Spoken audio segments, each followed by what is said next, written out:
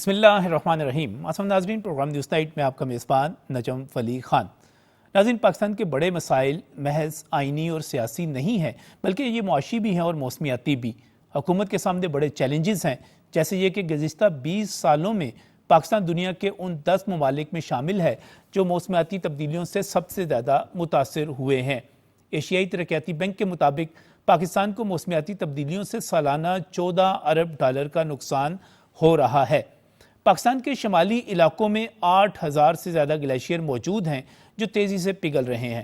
برطانوی رکن parliament Claudia web نے ٹویٹر پر لکھا کہ پاکستان کا دنیا میں ہونے والی زہریلی گیسوں کے اخراج میں کردار صرف 1% ہے، جبکہ دنیا کے امیر ممالک جن کا کردار 50% ہے وہ پاکستان میں ماحولیاتی تبدیلیوں سے ہونے والے نقصان کے ذمہ دار ہیں۔ لہٰذا ان امیر ممالک پر گلوبل ویلتھ ٹیکس کا نفاذ کیا جانا چاہیے۔ اس صورتحال میں موسمیاتی تبدیلی کے حوالے سے اقوام متحدہ کا سالانہ سربراہی اجلاس آذربائیجان کے دارالحکومت باکو میں شروع ہوا۔ اس میں خبردار کیا گیا کہ آنے والے برسوں میں درجہ حرارت کے ریکارڈ ٹوٹنے کا خدشہ ہے اور غریب ملکوں کے لیے موسمیاتی اثرات سے نمٹنے کے لیے ہنگامی اقدامات جو ہیں وہ ناگزیر ہیں۔ 2 ہفتے جاری رہنے والے COP29 فورم میں تقریباً 200 ممالک کے مندوبین نے شرکت کی۔ اقوام متحدہ کے موسمیاتی سربراہ سائمن اسٹیل نے اپنے افتتاحی خطاب میں ایک نئے عالمی موسمیاتی مالیاتی ہدف کے بارے میں بتایا، اور وزیر اعظم شہباز شریف نے موسمیاتی تبدیلی سے نمٹنے کے لیے اقوام متحدہ کے فریم ورک کے مطابق خصوصی فنڈز مختص کرنے کا مطالبہ کرتے ہوئے کہا کہ موسمیاتی تبدیلی کے چیلنج سے نمٹنے کے لیے ہمارے جیسے ترقی پذیر ممالک کو 2030 تک 6,800 ارب ڈالر کی ضرورت ہوگی۔ پاکستان کو ماضی قریب میں 2 تباہ کن سیلابوں کا سامنا کرنا پڑا اور ابھی تک ہم ان سیلابوں کے نقصانات سے باہر نہیں نکل سکے۔ ہم اپنے ساری چیزوں کو دیکھیں، اس وقت جو ہماری سموک کی وجہ سے جو صورتحال بنی ہوئی ہے، جو ہمارا ٹمپریچر بڑھتا چلا جا رہا ہے، یہ تمام چیزیں اپنی جگہ پر اہم ہیں۔ وزیر اعظم شہباز شریف پاکستان کے وزیر اعظم کی حیثیت سے، ایک ایسے ملک کے وزیر اعظم کی حیثیت سے جسے بہت زیادہ چیلنجز کا سامنا ہے، پوری دنیا کے جو وہاں پر رہنما آئے ہوئے تھے ان کی توجہ کا مرکز بنے رہے۔ انہوں نے جن رہنماؤں سے بھی بات کی، انہوں نے پاکستان کے ماحولیاتی اور موسمیاتی ایشوز کو ہائی لائٹ کیا۔ یہ کانفرنس جو ہے میں سمجھتا ہوں کہ وقت کا تقاضا ہے اور پاکستان کی اہم ضرورت ہے۔ وہ وزیر اعظم شہباز شریف خود گول میز کانفرنس کے میزبان تھے۔ وہ کل لیڈرز کانفرنس سے بھی خطاب کرنے جا رہے ہیں۔ جب ہم بات کرتے ہیں موسمیات کے حوالے سے، ماحولیات کے حوالے سے، تو پاکستان کے اپنا مقدمہ کس طرح پیش کیا اور وہاں پر کیا کردار ادا کیا اور آئندہ کیا کردار پاکستان ماحولیات کو بچانے کے لیے کر سکتا ہے، اس پر بات کریں گے۔ میں بہت ہی مشکور ہوں، ہمیں باکو سے جوائن کر رہے ہیں ہارون الہی تور، جو کہ ڈائریکٹر نیوز ہیں پاکستان ٹیلی ویژن کے۔ ہارون صاحب السلام علیکم۔ وعلیکم السلام سر۔ ہارون صاحب، یہ بڑی ایک اہم کانفرنس ہے۔ ہم سیاست پہ بات کرتے ہیں بہت زیادہ، ہم معیشت پر بھی بات کرتے ہیں، اور بہت ساری چیزیں ایسی ہیں جنہیں ہم نظر انداز کر جاتے ہیں، جیسے ہمارا اپنا ماحولیات، ہمارا اپنا موسمیات، یہ تمام مسائل۔ یہ ایک اہم کانفرنس ہے، آپ باکو میں موجود ہیں، وزیر اعظم کے ساتھ موجود ہیں، کیسی رہی یہ کانفرنس؟ جی، بڑا زبردست ایونٹ تھا COP29 کا آذربائیجان کے دارالحکومت باکو میں، جہاں وزیر اعظم محمد شہباز شریف نے آج لیڈرز کانفرنس کی اوپننگ سیشن میں شرکت کی۔ وزیر اعظم محمد شہباز شریف کی ملاقات بھی ہوئی ہے غیر رسمی اہم عالمی رہنماؤں کے ساتھ، جس میں وزیر اعظم نے موسمیاتی تبدیلی کے چیلنج کے حوالے سے جو ان کا کلائمیٹ جسٹس کا ویژن ہے وہ دنیا کے سامنے رکھا ہے۔ اور خاص طور پر اگر بات کی جائے COP29 کی، جو کہ آذربائیجان کے دارالحکومت باکو میں شروع ہے اور اس کا آج پہلا روز تھا لیڈرز سمٹ کا، تو اس کے آغاز پر آذربائیجان کے صدر الہام علیوف نے خطاب کیا اور انہوں نے اپنی طرف سے، اپنے ملک کی طرف سے اس ٹھوس عزم کا اعادہ کیا کہ ان کا ملک جو ہے وہ آئندہ 5 سال میں گرین انرجی، اپنے انرجی مکس میں اس کو 30% پر لے کر جائے گا۔ وزیر اعظم محمد شہباز شریف نے 2 اہم ایونٹس کو یہاں پر خطاب بھی کیا ہے، جن میں سے ایک راؤنڈ ٹیبل کانفرنس تھی جس کی میزبانی خود پاکستان کر رہا تھا وزیر اعظم محمد شہباز شریف کی قیادت میں، جس میں وزیر اعظم نے خاص طور پر ترقی یافتہ ملکوں پر زور دیا کہ وہ آگے بڑھے، اور ترقی پذیر ملکوں کو جو بڑا تھریٹ جس کا سامنا ہے، اور اس کی ظاہر بڑی وجہ جو ہے انڈسٹریلائزیشن، جو کہ زیادہ ترقی یافتہ ملکوں میں ہے، وہاں سے جاری ہونے والے کاربن ہیں، ان کی وجہ سے ترقی پذیر ملکوں کے لوگوں کی زندگیاں خطرے میں ہیں۔ اس سلسلے میں انہوں نے ترقی یافتہ ملکوں پر زور دیا کہ وہ اپنا کردار ادا کریں اور لاس اینڈ ڈیمیج فنڈ میں اپنے پلیجز کو پورا کریں۔ دوسرا اہم ایونٹ جو تھا وہ گلیشیئرز کے حوالے سے تھا، جس میں تاجک صدر نے اس کی میزبانی کی۔ یہ بڑا ٹریڈیشنل ایونٹ ہوتا ہے۔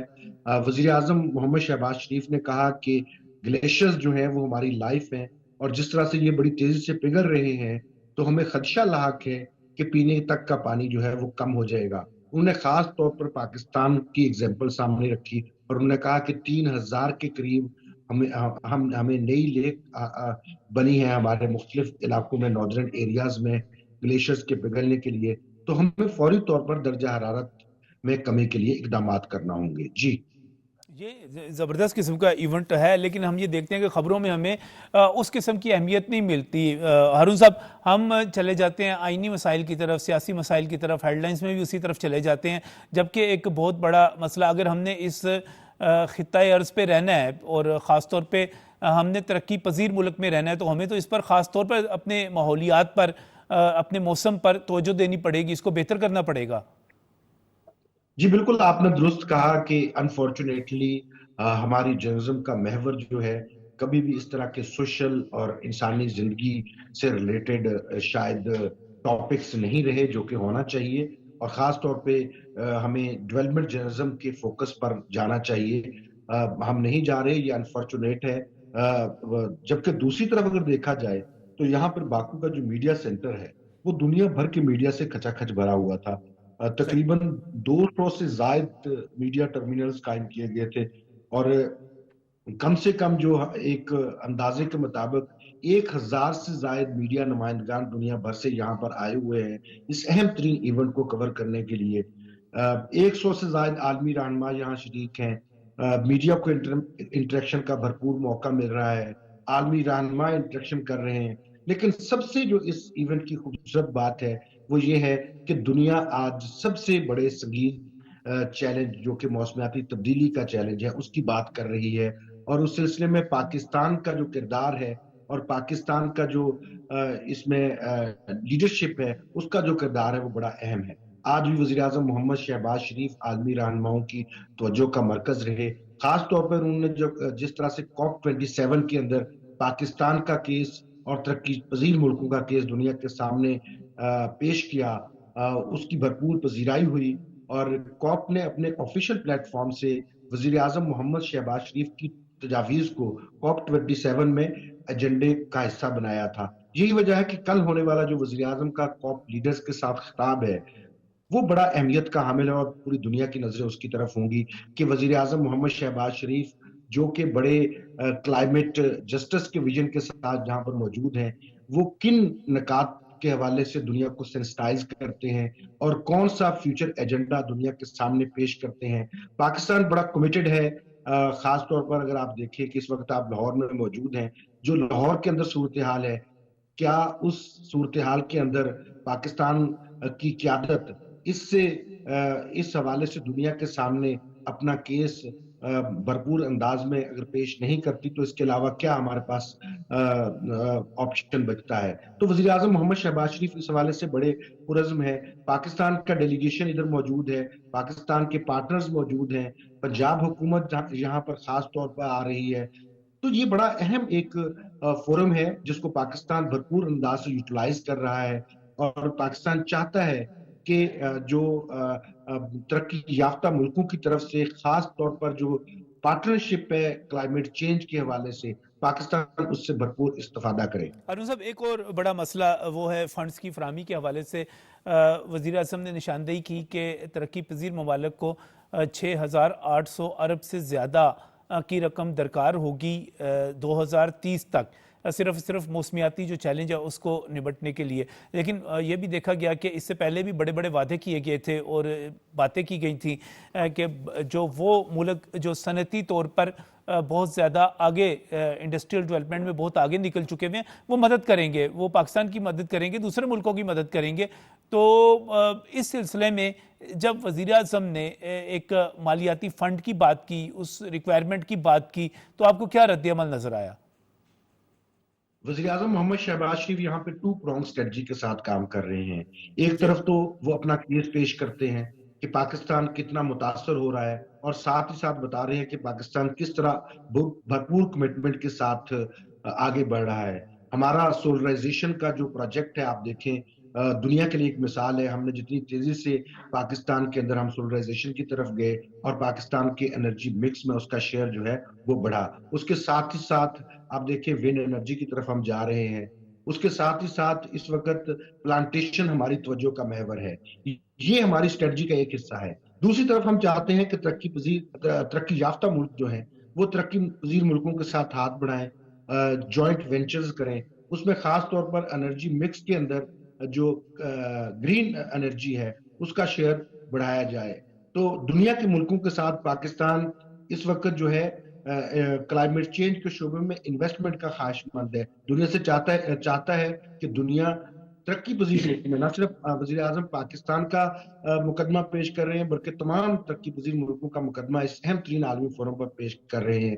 اور ان کا کہنا ہے کہ جو ایسے ملک جن کے انڈسٹریلائزیشن کی وجہ سے کاربن کا اخراج بڑھا, دنیا کا ماحول ختم ہوا, اگر ہمیں ایک بات ذہن میں رکھنا ہوگی کہ اگر اس جو ہم بات کرتے ہیں کہ پلیجز پورے نہیں ہو رہے, فوری طور پہ اقدامات نہیں ہو رہے, نجم صاحب جس ماحول کو ہم نے صدیوں لگا کر خراب کیا ہے اسے اب ٹھیک کرنے میں کچھ وقت لگے گا. لیکن سب سے بڑی بات جو ہے وہ یہ ہے کہ دنیا کی قیادت پرعزم ہے. یہاں پر دیکھیں UNGA کے بعد یہ دوسرا بڑا ایونٹ ہے, بڑا پلیٹ فارم بنا ہے جہاں اتنی بڑی تعداد میں عالمی رہنما شرکت کر رہے ہیں. 100 سے زائد اس وقت باکو میں موجود ہیں عالمی رہنما, جس میں سربراہان حکومت ہے, سربراہان مملکت ہے.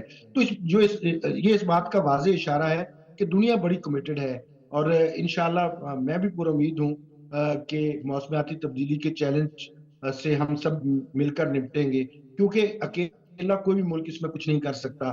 ہماری اور انڈیا کی مثال ہمارے سامنے ہے. ہم جتنا مرضی یہاں پہ کنٹرول کر لیں, دیکھیں پنجاب گورنمنٹ کی طرف سے ٹھوس اقدامات کیے گئے, اس کے باوجود جو زہر آلود ہوائیں ہیں وہ بارڈر کراس کر کے آ جاتی ہیں, اور آپ کو پتہ ہے فضاؤں پہ تو کسی کا کوئی کنٹرول نہیں ہے. تو بالکل صحیح, یہ ہمیں بالکل نشاندہی کرنی چاہیے, آواز بھی اٹھانی چاہیے. حکومت پنجاب کی طرف سے بھی یہ کہا گیا تھا کہ ہم بھارت کو ایک خط لکھیں گے, بھارتی پنجاب کے وزیر اعلیٰ کو, کیونکہ اس وقت ایک بہت بڑا مسئلہ یہ ہے کہ جو بھارتی پنجاب ہے یا ہریانہ ہے وہاں پر بھی جو فصلوں کی باقیات جلائی جاتی ہیں تو ہواؤں کا رخ جب پاکستان کی طرف ہوتا ہے, لاہور کی طرف ہوتا ہے, تو وہ لاہور کی حالت بہت زیادہ خراب ہو جاتی ہے. دوسرا ہمارا مسئلہ, ایک بہت بڑا مسئلہ یہ بھی ہے کہ جیسے جیسے ہارون صاحب موسمیاتی تبدیلی بڑھتی جا رہی ہے, آپ یہ دیکھیے پچھلے 15 برسوں میں 2 بڑے سیلاب, اس سے پہلے ایک زلزلہ اور اس کے بعد 2 بڑے سیلاب 2010 میں اور 2022 میں, اور ہمیں 2000 تک ہلاکتیں جو ہیں وہ ان سیلابوں میں ہوئیں. اور وہ سیلاب کیوں آ رہے ہیں؟ کیونکہ موسم تبدیل ہو رہا ہے, گلیشیئر پگھل رہے ہیں اور پاکستان ان کا نشانہ بنتا چلا جا رہا ہے. تو ہمیں تو دنیا کو قائل کرنا ہے, اور وزیر اعظم خود میزبانی کر رہے ہیں جب راؤنڈ ٹیبل کانفرنس کی, تو دنیا سنے گی یہ بات انشاءاللہ تعالی اور چلے گی ہمارے ساتھ. جی بالکل, آپ نے درست کہا. پچھلے 2 دہائیوں کے اندر جس طرح سے ہم وکٹم رہے ہیں اور جن چیزوں کے ہم وکٹم رہے ہیں, ہمیں بدترین دہشت گردی کا سامنا کرنا پڑا. آج یہ ایک اور بڑا عفریت ہمارے سامنے کھڑا ہے جس سے ہم مقابلہ کر رہے ہیں. پاکستانی قوم کی ریزیلینس ہے, اس کے باوجود ہم آگے بڑھ رہے ہیں. آپ دیکھیں ہماری اکانومی مسلسل ترقی کر رہی ہے, ہمارے زر معادلہ کے ذخائر بڑھ رہے ہیں, ہمارا پالیسی ریٹ کم ہوا ہے. پاکستان کی قیادت پرعزم ہے شدید ترین حالات میں. آپ دیکھیں پاکستان کی معیشت کو پچھلے 2 ڈیکیڈز میں جتنے بڑے نقصانات کا سامنا کرنا پڑا ہے, تو اس لحاظ سے ہمیں ہماری نسلوں کو بالکل پر یقین رہنا چاہیے, پر اعتماد رہنا چاہیے کہ چیزیں درست سمت میں آگے بڑھ رہی ہیں. اور خاص طور پر آج جب ہمیں کلائمیٹ چینج کے ایک بڑے تھریٹ کا سامنا ہے. اس تھریٹ کا مقابلہ کرنے کے لیے پاکستان کی قیادت جو ہے وہ دنیا بھر میں اپنا مقدمہ بھرپور انداز میں پیش کر رہی ہے. تو اس وقت اگر ہم بات کریں کیونکہ ابھی یہ کانفرنس جاری ہے اور کل جو لیڈرز کانفرنس ہونی ہے اس میں بھی وزیر اعظم کا خطاب ہونا ہے. کل کے خطاب کے حوالے سے اہم چیزیں کیا کیا ہیں ہارون صاحب؟ جی بالکل بھرپور تیاری کی جا رہی ہے وزیر اعظم محمد شہباز شریف کے کلائمیٹ چینج کے اس COP29 کے لیڈرز سمٹ سے. کیونکہ میں نے جیسے پہلے بھی آپ کو کہا کہ یہاں پر جو ہم نے بات نوٹس کی، میں دیکھتا رہا ہوں پورا دن، میں آج کانفرنس ہال کے اندر رہا اور میں نے دیکھا کہ جس انداز سے جس طرح سے وزیر اعظم محمد شہباز شریف کو پذیرائی ملی یہاں پر مختلف عالمی رہنماؤں کے ساتھ، اتنا زیادہ کسی اور لیڈر کے ساتھ انٹریکشن انفارمل لیڈرشپ کا آپس میں نہیں دیکھنے میں ملا. اس کی وجہ چیزوں کو ویل پلیس کرنا تھا. جس طرح سے وزیر اعظم محمد شہباز شریف نے اپنا مقدمہ ٹھوس انداز میں پیش کیا ہے، وہ آج بڑا واضح تھا کہ دنیا کے بڑے لیڈرز جو ہیں وہ کل ایک بار پھر وزیر اعظم محمد شہباز شریف کی طرف سے جو فیوچر ایجنڈا اور حکمت عملی ہوگی ان کی، جس طرح سے وہ آواز بلند کریں گے اس پر وہ بلا شبہ اس کی طرف وہ دیکھ رہے ہیں. اور ساتھ ہی ساتھ دوسری طرف پاکستان بھرپور ہوم ورک کے ساتھ یہاں پر موجود ہے. جیسے میں نے بتایا کہ کلائمیٹ چینج کی منسٹری جو ہے وہ پوری تیاری کے ساتھ یہاں پہ موجود ہے. 3 پیویلینز یہاں پہ باکو کے جو فٹ بال گراؤنڈ جہاں پہ یہ کانفرنس ہو رہی ہے، بہت بڑا گراؤنڈ ہے، وہاں پہ 3 پیویلینز جو ہیں وہ پاکستان کی کلائمیٹ منسٹری کی جانب سے لگائے گئے ہیں تاکہ دنیا کو پاکستان کو جو درپیش مسائل ہیں، تھریٹ ہیں کلائمیٹ چینج کے، ان سے دنیا کو سینسٹائز کیا جائے. اس کے ساتھ ہی ساتھ فورن آفس جو ہے وہ بھی بھرپور تیاری کر رہا ہے تاکہ دنیا کے سامنے پاکستان کا ترقی پذیر ملکوں کا مقدمہ بھرپور انداز میں پیش کیا جا سکے. ہارون صاحب اس وقت جو میں آخر میں صرف یہ جاننا چاہوں گا کہ ابھی وزیر اعظم سعودی عرب میں موجود تھے، ایک روز پہلے وہ وہاں پر فلسطین میں امن کے لیے اپنا ایک کردار ادا کر رہے تھے جب عرب اسلامی سربراہی کانفرنس وہاں پر ہو رہی تھی. اس کے بعد وہ سیدھا آذربائیجان پہنچے اور باکو میں اس کانفرنس میں شریک ہوئے. کل بھی وہ ایک کی نوٹ جو ہے ایڈریس وہ کرنے جا رہے ہیں. لیڈر پاکستان کا رول جو ہے، آپ ایک سینئر صحافی کے طور پہ کیا سمجھتے ہیں کہ جو عالمی سیاست ہے اور اس کے اندر جو ملکوں کی اہمیت ہے، وزیر اعظم شہباز شریف اس میں ایک پاکستان کو ایک لیڈنگ رول میں لے جا رہے ہیں، پاکستان ہر جگہ پر صفحے اول پر نظر آ رہا ہے؟ بالکل آپ نے جو صاحب بہت درست کہا. آپ دیکھیں کہ اگر ہم تھوڑا سا اور پیچھے چل جائیں، UNGA میں جو وزیر اعظم کا خطاب تھا، جی ہاں. جتنے سخت الفاظ میں انہوں نے وہاں پر اسرائیل کی مذمت کی، اور وہاں پہ پھر خاص طور پر وزیر اعظم کا خطاب اتنا پر اثر تھا کہ جب وزیر اعظم نے خطاب کر رہے تھے تو مسلسل انپریسیڈنٹڈ ہے یہ کہ مسلسل اس خطاب پہ جنرل اسمبلی ہال جو ہے وہ تالیوں سے گونجتا رہا. اور اس کا یہ اثر تھا کہ آپ نے نوٹس کیا ہوگا، آپ نے دیکھا ہوگا، آپ سینئر صحافی ہیں، بڑی گہری نظر رکھتے ہیں، کہ جیسے ہی وزیر اعظم نے خطاب ختم کیا تو اس کے بعد تھوڑی دیر میں اسرائیل کے پرائم منسٹر کا خطاب تھا تو دنیا کے اکثر ملکوں نے اس کا بائیکاٹ کر دیا. وزیر اعظم اٹھے، ان سے پیچھے ہی دنیا کے کئی ملک جو ہیں وہ احتجاجاً اٹھ کے چلے گئے. یہ ان کی لیڈرشپ کا واضح ثبوت تھا. اور پھر اگر آپ دیکھیں کہ جس طرح سے انہوں نے بلڈ شیڈ کا ذکر کیا اور جس طرح سے اس نے دنیا کے ضمیر کو جھنجھوڑا، اور انہوں نے اس میں آپ کو یاد ہوگا کہ وزیر اعظم نے کہا تھا کہ اب آپ کی خاموشی کا وقت ختم ہو چکا ہے، بہت دیر ہو چکی ہے، آگے بڑھیں. اسی انداز سے کل انہوں نے عرب اسلامی کانفرنس میں جتنے مدلل انداز میں فلسطینیوں کا، مظلوم فلسطینیوں کا مقدمہ پیش کیا، اور جس انداز سے مسلم دنیا کے اندر اپنا ایک قائدانہ کردار جو ہے واضح انداز میں پیش کیا، وہ بھی ایک بلا شبہ قابل تعریف ہے. تو وزیر اعظم محمد شہباز شریف نے اپنے اس ٹینور کے اندر ان کی اننگز جو ہے وہ بڑی وہ اپنا بھرپور ہے. رول پلے کر رہے ہیں. ہارون صاحب بہت بہت شکریہ. ڈائریکٹر نیوز پاکستان ٹیلی ویژن ہمیں باکو سے جوائن کر رہے تھے پروگرام کے اندر. شکریہ آپ کا ہارون صاحب، آپ کو وقت دینے کے لیے وہاں سے. اور ناظرین، میں نے بات یہ کرنی ہے اس پروگرام کو یہاں پر کلوز کرتے ہوئے، اس سیگمنٹ کو، کہ ہو سکتا ہے آپ کی نظر میں چٹپٹے سیاسی مسائل ہی اہم ہو، لیکن ہمارے لیے مسائل کچھ اور بھی ہیں اور وہ بہت زیادہ اہم ہے. بڑھتی ہوئی گرمی، جس کے نتیجے میں گلیشیئرز پگھل رہے ہیں. جب وہ گلیشیئرز پگھل رہے ہیں اس کے نتیجے میں سیلاب آ رہے ہیں.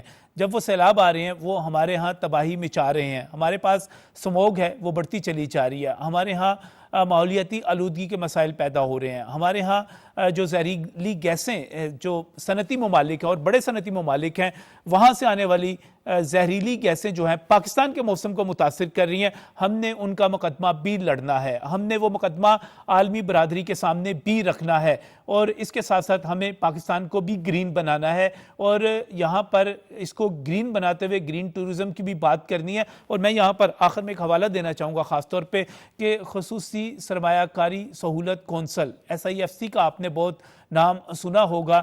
اس کے تحت گرین ٹورزم پاکستان میں سیاحت کو فروغ دینے کے لیے جس طرح کام کیا جا رہا ہے, جس طرح کوشاں ہے, وہ یہی ہے کہ ہم پاکستان کو سیاحت کے لیے عالمی سطح پر پرکشش بنا سکیں. اس وقت ہم کوشش کیا کر رہے ہیں؟ ہم کوشش یہ کر رہے ہیں کہ گرین ٹورزم کا 30 سے زائد حکومتی اداروں کے ساتھ ایک جو تعاون جاری ہے اس کے ذریعے ہم کھیلوں اور ایونٹس کے ذریعے مقامی اور بین الاقوامی سطح پر پاکستان کو سامنے لا سکیں, پاکستان کا کردار اجاگر کر سکیں. پاکستان کی سیاحت کی نمائندگی جو ہے وہ مذہبی بنیادوں پر بھی ہوتی ہے, سیاحت میں بھی ہوتی ہے, ورثہ بھی اپنی جگہ پر ہمارے پاس موجود ہے, کوہ پیمائی بھی ہمارے پاس موجود ہے. تو اس میں جو SIFC گرین ٹورزم کی بین الاقوامی ایونٹس کو پاکستان میں لانے کے لیے کوشش کر رہی ہے, میں سمجھتا ہوں کہ یہ ساری کی ساری چیزیں آپس میں مربوط ہیں. یہ کس طرح مربوط ہیں؟ وزیر اعظم جو بات کر رہے ہیں, جو یہاں پر SIFC پاکستان کے سیاحتی شعبے کو نئے افق تک پہنچانے کے لیے اس وقت سرگرم عمل ہے, اس میں جو ہے یہ بڑی اہم چیز ہے. اس کو ہم ملا کر دیکھیں گے تو ہمیں پتہ چلے گا, اور بلکہ ایک اور چیز کو ساتھ ملا کر دیکھیں گے جس کا میں نے پہلے ذکر کیا کہ پاکستان کا ایک عالمی کردار, ایک قائدانہ کردار, اس کو دیکھیں گے تو ہمیں پتہ چلے گا کہ پاکستان ایک لیڈنگ رول پلے کرنے جا رہا ہے ہر جگہ پہ, ہر مسئلے کے حل کے لیے. اللہ پاکستان کا حامی و ناصر ہو. بہت ہی بہتر ہو جائے گا شہباز شریف کی قیادت میں جب ہم دنیا کو لیڈ کرنے کے لیے آگے بڑھیں گے, اور وہ کر بھی رہے ہیں. اس وقت ایک بریک.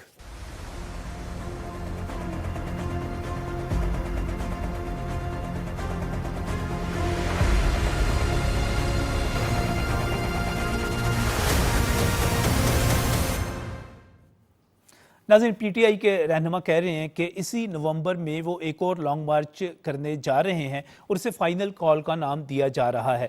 اس کے دو مقاصد بیان کیے جا رہے ہیں. پہلا یہ کہ سیاسی دباؤ اور احتجاج کے ذریعے بانی PTI کی رہائی, اور دوسرا موجودہ حکومت کا خاتمہ. آئیے جائزہ لیتے ہیں کہ 10 اپریل 2022 کو حکومت کے خاتمے کے بعد ان 2.5 برسوں میں PTI نے احتجاج کی کتنی کالز دیں اور انہیں فائنل کالز ہی قرار دیا جاتا رہا. سب سے پہلے وہ جلسے حکومت کے خاتمے کے بعد جو انہوں نے کیے اور کہا کہ اس کے نتیجے میں ایک بڑی تحریک جنم لے گی, مگر ہوا کچھ بھی نہیں. PTI نے اپنی سب سے بڑی اور فائنل کال نومبر 2022 میں دی تھی. لاہور کے لبرٹی چوک سے ایک لانگ مارچ کا آغاز کیا گیا تھا اور کہا گیا تھا کہ اس کے نتیجے میں انقلاب برپا ہوگا. دلچسپ امر یہ ہے کہ اس لانگ مارچ کے انعقاد کے دن وہی تھے جب chief of army staff general Asim Munir اپنے عہدے کا حلف اٹھا رہے تھے. اس لانگ مارچ کی منزل راولپنڈی قرار دی جا رہی تھی, مگر اس پورے لانگ مارچ میں کسی ایک موقع پر بھی PTI 5 سے 10 ہزار افراد بھی جمع نہ کر سکی, اور یہ لانگ مارچ وزیر آباد والے ناخوشگوار واقعے کے بعد روات میں ہی ختم ہو گیا تھا. اب یہ دیکھیے اس کے بعد جو دوسری بڑی اور اہم کال دی گئی وہ 9 مئی 2023 کی تھی, جب بانی PTI کی گرفتاری پر PTI نے بہت بڑا, سب سے بڑا احتجاج کیا اور کہا کہ یہ اس کا رد عمل تھا گرفتاری کا. اس موقع پر GHQ, کور کمانڈر ہاؤس اور شہداء کی یادگاروں سمیت درجنوں فوجی مقامات پر حملے کیے گئے. یہ فوج میں بغاوت کی ایک بڑی سازش تھی جو الحمدللہ مکمل طور پر ناکام ثابت ہوئی. PTI اس احتجاج کے ذریعے غیر آئینی طریقے سے اقتدار سنبھالنے کے خواب دیکھ رہی تھی. ایک فائنل کال اور بھی تھی ابھی 31 اگست کی, جب کہا گیا کہ اسٹوڈنٹس بنگلہ دیش کی طرح پاکستان میں نکلیں گے اور اڈیالہ جیل کو فتح کر لیں گے. مگر اس روز بھی چڑیا کا بچہ بھی کوئی باہر نہیں نکلا. پھر اس کے بعد ایک اور فائنل کال آئی کہ 8 ستمبر کو سنگجانی اسلام آباد میں ایک جلسے کا کہا گیا. پھر 21 ستمبر کو کانا لاہور میں بھی جو جلسہ ہوا وہ بھی PTI کی فائنل کال ہی تھی, جن میں باقاعدہ وزیر اعلیٰ خیبر پختونخوا سرکاری مشینری کے ساتھ جو تھے آئے تھے. بات اس کے بعد بھی ایک اور کال دی گئی تھی جب پاکستان تحریک انصاف کی طرف سے اکتوبر کے مہینے میں ایس سی او کانفرنس کے انعقاد جب ہو رہا تھا تو اس موقع پر بھی وزیر اعلیٰ خیبر پختونخوا سرکاری مشینری کے ساتھ سرکاری عملے کے ساتھ وہ وہاں پر پہنچے تھے. تو وہ بھی ان کی ایک بڑی احتجاج کی کال تھی اور کہا جا رہا تھا کہ یہ فائنل کال ہے. اسی طرح ایک احتجاج جو تھا وہ آئی ایم ایف کے سامنے بھی کیا گیا, ورلڈ بینک کے سامنے بھی مظاہرے کیے گئے, اور اب ایک مرتبہ پھر بڑے ہوائی قلعے تعمیر کیے جا رہے ہیں. پی ٹی آئی کے بازوؤں میں کتنا دم ہے کہ وہ بانی پی ٹی آئی کو بزور طاقت جیل سے رہا کروا سکیں, حکومت کے خاتمے کی بڑکوں کو عملی جامہ پہنا سکیں. اس پر جو ہے آج پروگرام میں ہم بات کریں گے, اور یہ بات جو ہم کرنے جا رہے ہیں یہ پاکستان تحریک انصاف کی تنظیمی حالت کو بہتر طور پہ سمجھتے ہیں, سیاسی پوزیشن کو بہتر طور پہ سمجھتے ہیں. میں بات کرنے جا رہا ہوں پاکستان تحریک انصاف کے بانی رکن رہنما اکبر سے, جو اس وقت ہمارے ساتھ موجود ہیں. اکبر صاحب السلام علیکم. جی وعلیکم السلام. اکبر صاحب ایک مرتبہ پھر ایک اور لانگ مارچ کی کال دی جا رہی ہے. پاکستان تحریک انصاف کی جو تنظیمی صورتحال ہے, جو سیاسی صورتحال ہے, جو ملکی صورتحال ہے, آپ اس کو بہتر طور پہ سمجھتے ہیں, جانتے ہیں. کیا کتنا خطرہ اس سے لیا جائے کہ ایک اور لانگ مارچ ہوگا, ایک اور فائنل کال سامنے آئے گی؟ بسم اللہ الرحمن الرحیم. میں سمجھتا ہوں کہ یہ ایک اور مسڈ کال ہوگی, اس سے زیادہ نہیں ہوگی. اس سے پہلے بھی یہ مسڈ کالیں آتی رہی ہیں اور اس کی بہت ساری وجوہات ہیں, اور سب سے بڑی وجہ تو یہ ہے کہ دیکھیے پارٹی کی کوئی تنظیم نہیں ہے, کوئی ہائر کی رہی نہیں ہے. انٹرا پارٹی الیکشنز پارٹی نے 5 سالوں سے نہیں کرائے, اور یہ بات ثابت ہو چکی ہے. بارہا الیکشن کمیشن میں, سپریم کورٹ تک یہ معاملہ گیا, تو کوئی تنظیمی ڈھانچہ ہے نہیں جس کی وجہ سے یہ فعال نہیں ہے. اب جن ورکروں کو یہ لوگ استعمال کرتے رہے ہیں اور کینن فوڈر کے طور پہ, وہ بھی تھک گئے ہیں کہ بار بار سڑکوں پہ لانا, اور لیڈر غائب ہو جاتے ہیں اور ورکرز جو ہیں پھر ان کو تکلیفیں سہنی پڑتی ہیں. اس میں کوئی شک نہیں ہے کہ پی ٹی آئی کے ورکروں نے تکلیفیں تو سہی ہیں, لیکن یہ تمام کا تمام جو معاملہ ہے یہ صرف ایک اقتدار کی جنگ ہے. جس دن خدا نہ خواستہ اس طرح کی سٹریٹ پاور کو موبلائز کر کے جو مقاصد آپ نے بتایا اگر وہ حاصل کرنے نکلیں, تو آپ سمجھے کہ پاکستان ٹوٹل کیوس میں چلا جائے گا, انارکی میں چلا جائے گا, ایک سول وار کی سچویشن ہو جائے گی. تو یہ سیاسی طور طریقے ہیں ہی نہیں, اور اس سے پاکستان کو نہ فائدہ ہوا ہے, نہ پی ٹی آئی کو فائدہ ہوا ہے, اور نہ ان کے فاؤنڈنگ چیئرمین. یہ انگریزی میں ایک مثال ہے, کہتے ہیں کہ when in a hole the first thing you do is stop digging. یعنی اگر آپ کسی کھائی یا کسی کنویں میں گرتے ہیں تو سب سے پہلا کام یہ کرتے ہیں نکلنے کے لیے کہ آپ کھدائی بند کر دیتے ہیں تاکہ آپ مزید نیچے نہ چلے جائیں.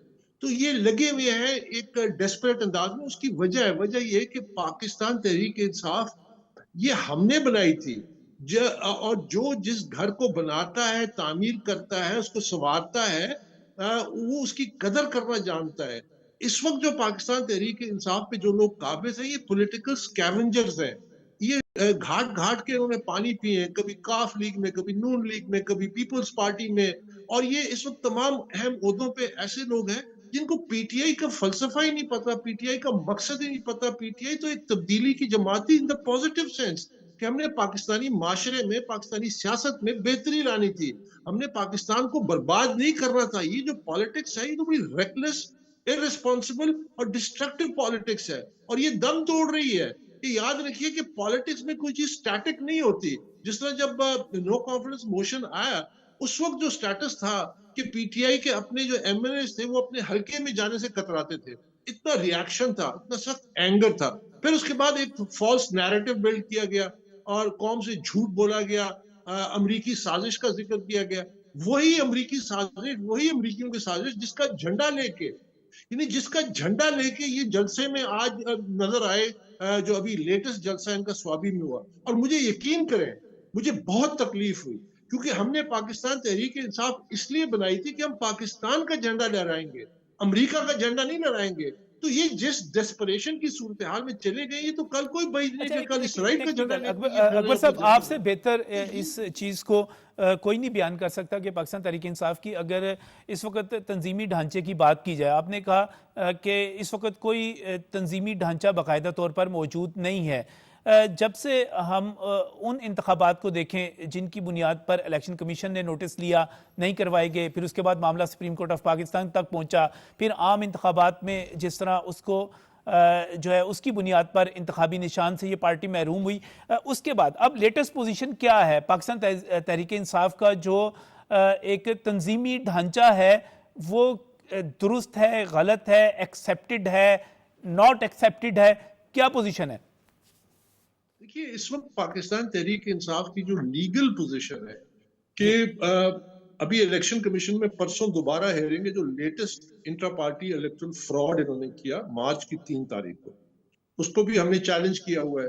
اور جو پچھلی پیشی ہوئی تھی اس میں الیکشن کمیشن کے ایک آنریبل ممبر نے یہ کہا تھا کہ 5 سال سے زیادہ عرصہ گزر چکا ہے اور آپ نے intra party elections lawful intra party elections نہیں کرائے، تو آپ کا کوئی ایڈمنسٹریٹو آرگنائزیشنل سٹرکچر کی کوئی لیگل حیثیت ہی کوئی نہیں ہے۔ آپ سیکرٹری جنرلز کو چینج کرتے ہیں۔ ابھی دیکھیے آپ اندازہ لگائیے اس پارٹی کی جو حالت ہے کہ ایک ممبر آف قومی اسمبلی جو تھے ان کے خلاف پوری ایک کمیٹی نے سو کالڈ انہوں نے پورا ایک دستاویز جاری کی کہ ہم نے آپ کو پارٹی سے نکال دیا ہے کیونکہ آپ نے پارٹی کے یہ ڈسپلن کی خلاف ورزی کی وغیرہ۔ اس کے بعد وہ شخص وہ ایم ایل اے جو ہے وہ اڈیالہ جیل جاتے ہیں، کان میں خسر پسر ہوتی ہے فاؤنڈنگ چیئرمین کے ساتھ اور وہ بحال ہو جاتے ہیں۔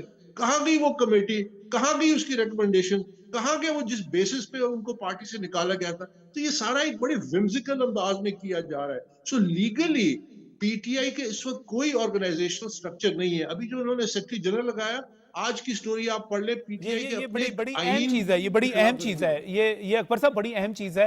آج جو سٹوری آج سامنے شائع ہوئی ہے اس کے مطابق سلمان اکرم راجہ جو کہ پاکستان تحریک انصاف کے سیکرٹری جنرل کے طور پہ کام کر رہے ہیں، وہ پارٹی کے آئین کے مطابق ان کا تقرر نہیں ہوا، یہ بات اس میں لکھا گیا، اور ایڈیشنل جنرل سیکرٹری جو تھے وہی آگے بڑھ کر جنرل سیکرٹری بن سکتے تھے، نامزدگی نہیں ہو سکتی تھی۔ تو اس کے بعد تو یہ تو ایک نیا مسئلہ پیدا ہو گیا، اور اگر یہ مسئلہ الیکشن کمیشن آف پاکستان میں جاتا ہے تو یہ تو پارٹی کے لیے اور مشکلات پیدا کر دے گا۔ دیکھیے میں یہی تو آپ سے عرض کر رہا ہوں کہ ہم نے ابھی یہ جو پرسوں کی ہیئرنگ ہے اس میں ہم یہ معاملہ بھی اٹھائیں گے الیکشن کمیشن کے سامنے۔ ہم نے الیکشن کمیشن کے سامنے جو درخواست دی ہے، جو ریکمنڈیشن کی ہے، وہ میں آپ کے سامنے بیان کر دیتا ہوں، اور اس پہ سوچنا چاہیے کیونکہ دیکھیے ہم پارٹی بنانے والے ہیں، ہم فاؤنڈنگ ممبرز ہیں، اور میں اکیلا نہیں ہوں۔ ہم نے 25 جنوری کو اسلام آباد میں کانفرنس کی، سعید اللہ خان نیازی جو پی ٹی آئی کے فاؤنڈنگ جو چیئرمین تھے ان کے فرسٹ کزن ہے، فاؤنڈنگ پریزیڈنٹ تھے پی ٹی آئی پنجاب کے، اس کے علاوہ 30 کے قریب فاؤنڈنگ ممبرز اور دوسرے جو فارمر آفس بیئرز تھے ہم نے اکٹھے ہوئے، اور ہم نے ایک قرارداد منظور کی اور ہم نے وہ الیکشن کمیشن میں پیش بھی کی، ان کے ریکارڈ کا حصہ بھی ہے۔ ہم نے ان کو کہا کہ یہ اب عادی مجرم ہو چکے ہیں، یہ بارہا یہ فراڈلنٹ الیکشنز کراتے ہیں، آپ یا تو ہمیں موقع دیں یا پھر ہم نے ایک مفاہمت کا راستہ اختیار کیا۔ ہم نے کہا جس طرح سپریم کورٹ نے فروری 8 کی جو الیکشن ڈیٹ تھی اس کو طے کرنے میں ایک فیسیلیٹیٹنگ رول ادا کیا between the election commission and the presidency, آپ اس میں یہ رول ادا کر سکتے ہیں کہ آپ ان کو کہیے کہ یہ فاؤنڈنگ چیئرمین سے جا کے بات کریں، اور ہم دونوں طرف سے لائرز بیٹھتے ہیں، طریقہ کار وضع کرتے ہیں اور ایک لافل الیکشنز انٹرا پارٹی کراتے ہیں۔ مجھے یہ سمجھ نہیں آتی کہ یہ پارٹی جو اپنے آپ کو کہتی ہے کہ ہم بڑی جمہوری پارٹی ہے، پاکستان میں تبدیلی لانا چاہتے ہیں، یہ کیسی جمہوری پارٹی ہے جو اپنے ورکرز کو اہمیت نہیں دیتی، اپنے ورکرز کو قدر نہیں کرتی، اپنے ورکرز کی مرضی اور رائے کو شامل نہیں کرنا چاہتی، کیونکہ اکبر صاحب بڑی خبر دے رہے ہیں، بڑی بات کر رہے ہیں۔ آپ نے ایک مفاہمتی فارمولہ پیش کیا الیکشن کمیشن آف پاکستان کے سامنے بھی اور پارٹی کے سامنے بھی کہ ہم جو ہے ایک لافل الیکشن کروا لیتے ہیں، ایسے الیکشن جو پارٹی کے آئین اور ملک کے قانون کے مطابق ہوں، آپ نے یہ پیشکش کی؟ جی بالکل یہ پیشکش کی ہے، اور یہ پرسوں جو الیکشن کمیشن میں ہیئرنگ ہوگی اس میں ہم یہ تفصیل سے آرگو کریں گے الیکشن کمیشن کے سامنے۔ اگر تو ہماری تجویز مان لیتے ہیں تو ایک راستہ نکلتا ہے، کیوں یا پھر ہمیں وہ ذمہ داری دے جو ہم نے قرارداد پاش کیا ہے فاؤنڈرز آف دا پارٹی، ہم ایک لافل الیکشن کراتے ہیں اگر ہمیں الیکشن کمیشن اختیار دے، ورنہ پھر جو قانون ہے وہ تو ہے پھر تو فل اپلیکیشن آف دا لا ہوگا، جس سے مزید نقصان ہوگا اس پارٹی کو. دیکھیں یہ پارٹی ڈی لسٹ بھی ہو سکتی ہے، ڈی رجسٹر بھی ہو سکتی ہے، کیونکہ یہ قانون سے اب بالاتر ہے. اس کا تمام جو اسٹرکچر ہے وہ لافل نہیں ہے. تو یہ تمام معاملات ہو سکتے ہیں. ہم تو پارٹی کو بچانا چاہتے ہیں، لیکن اس پہ ہم کمپرومائز نہیں کریں گے کہ یہ پارٹی جو ہے کسی کی بادشاہت ہو، یہ پروپرائٹرشپ ہو، یا اس کی مرضی اور اشاروں پہ چلے. یہ ورکرز کی پارٹی تھی، ورکرز کی منشا کے مطابق چلے گی. ورکرز الیکٹ کریں گے اپنے لیڈرشپ کو، چاہے جس کو وہ کرتے ہیں، لیکن ہم وہ lawful transparent intra party elections کو ہی مانیں اکبر گے. صاحب اور ایک جب بات تک کی یہ نہیں بالکل کریں گے، ایک ہم بات کی چیلنج بالکل کریں گے. سمجھ نہیں آتی کہ بہرحال پاکستان تحریک انصاف ایک جماعت ہے جس کی سپورٹ موجود ہے، جس کے لوگ موجود ہیں. کیا وجہ ہے کہ یہ قواعد اور ضوابط کو پورا کرتے ہوئے الیکشن نہیں کرواتے؟ کیوں رولز اینڈ اب جو انتخابات انہوں نے کروائے، یہ پشاور کے نواح میں ایک گمنام سی جگہ پر چلے گئے، وہاں کی کوئی باقاعدہ ویڈیوز نہیں ہیں، رولز پورے نہیں کیے. اس کی وجہ کیا نظر آتی ہے آپ کو؟ دیکھیے اس کی بہت ساری وجوہات ہیں. ایک تو یہ کہ وہ جو سیکنڈ ٹیئر لیڈرشپ ہے، وہ اب ان کے اندر نہ وہ کریج ہے، نہ وہ کیریکٹر ہے کہ وہ یہ چیزیں چیلنج کریں. لیکن جو بانی تھے، جس میں نے کہا نا، جو ہم بانیان تھے، ہم تو کسی اور انداز میں اس پارٹی کو ہینڈل کرتے تھے. اس کی سینٹرل ایگزیکٹو کمیٹی میں تو ہم فاؤنڈنگ چیئرمین کو چیلنج کرتے تھے اور ٹرانسپیرنٹ رکھتے تھے اور اکاؤنٹیبل رکھتے تھے لوگوں کو. اب سارے اپرچونسٹ آ گئے ہیں، مختلف پارٹیوں گھاٹ گھاٹ کا انہوں نے پانی پیا ہوا ہے. کس پارٹی سے ہے، جس کا کوئی مطلب آپ بتائیے کہ پارٹی کا جو چیئرمین ہے اس کا پی ٹی آئی سے کیا تعلق ہے، جو سیکرٹری جنرل ہے اس کا کیا تعلق ہے، جو انفارمیشن سیکرٹری اس کا کیا تعلق ہے. یہ کلیدی عہدے ہیں، ان کا پی ٹی آئی سے کیا تعلق ہے؟ انہوں نے پی ٹی آئی کو کیا دیا ہے جو اس عہدوں کے مستحق بنے؟ کچھ بھی نہیں دیا، سوائے اس کے کہ وہاں سے اڈیالہ جیل سے آ گیا سگنل کہ جی ان کو لگا دیں. یہ بادشاہت ہے. پرابلم دیکھیے، میں آپ سے بڑی لارجر بات کرنا چاہتا ہوں. پاکستان کا جو ڈیموکریسی کا پرابلم ہے وہ یہ ہے کہ سیاسی جماعتیں بنتی ہیں، اس میں بادشاہتیں ہوتی ہیں، انڈیویجولز اینڈ فیملیز کی، وہ اس کو ایک سیڑھی کے طور پہ اقتدار کے لیے استعمال کرتے ہیں. وہ ڈیموکریسی پہ بلیو ہی نہیں کرتے. اگر ڈیموکریسی پہ بلیو کرتے تو برطانیہ میں ڈیموکریسی ہے نا، وہاں درجنوں وزیر اعظم انٹرا پارٹی الیکشن کے ذریعے بدلے ہیں. وہاں پہ جو انٹرا پارٹی الیکشن ہے وہ نیشنل الیکشن سے زیادہ اہمیت ہوتی ہے، کیونکہ وہ ساری لیڈرشپ وہاں سے آتی ہے. تو یا تو آپ اگر آپ نے ڈیموکریسی لانی ہے، دیکھیے یہ جو سسٹم ہے اس وقت پاکستان کا، یہ ہمیں چوک کر رہا ہے. یہ ہمیں جس طرح آج لاہور میں اسموگ ہے، جس سے لوگوں کو سانس نہیں آ رہا، آکسیجن نہیں جا رہا، یہ پولیٹیکل سسٹم جو ہے یہ ڈیلیور نہیں کرے گا. یہ چوکنگ ہے، یہ چوک کر رہا ہے سوسائٹی کو. اگر اکبر ہمیں صاحب آگے جانا ہے، یا تو اگر آپ پارٹی ڈیموکریسی اس کا صحیح وقت معنوں میں راستہ اکبر صاحب اگر پارٹی اس وقت بھی رولز اینڈ ریگولیشن اور قوانین جو ہیں اور جو ضوابط ہیں ان کے مطابق انتخابات کروانے میں ناکام ہو جاتی ہے، یا یہ جنرل سیکرٹری والا معاملہ جو ہے یہ سنجیدگی کے ساتھ الیکشن کمیشن میں پٹ ہو جاتا ہے یا عدالتوں میں چلا جاتا ہے، تو آپ اس کا انجام کیا دیکھ رہے ہیں، اس کے نتائج کیا دیکھ رہے ہیں؟ دیکھیے انجام اس کا بڑا برا ہوگا پارٹی کے لیے، لیکن یہ تو کر چکے ہیں نا. انہوں نے لیٹسٹ جو الیکشن کیے مارچ 3 کو کیے. اب آپ اس سے اندازہ لگائیے کہ میں سپریم کورٹ کہتی ہے کہ میں فاؤنڈنگ ممبر ہوں، انہوں نے مجھے اس پروسیس سے ان رائٹنگ ایکسکلوڈ کر دیا.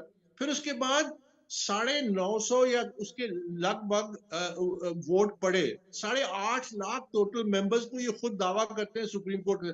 0.11% لوگوں نے ووٹ ڈالا، 0.11%.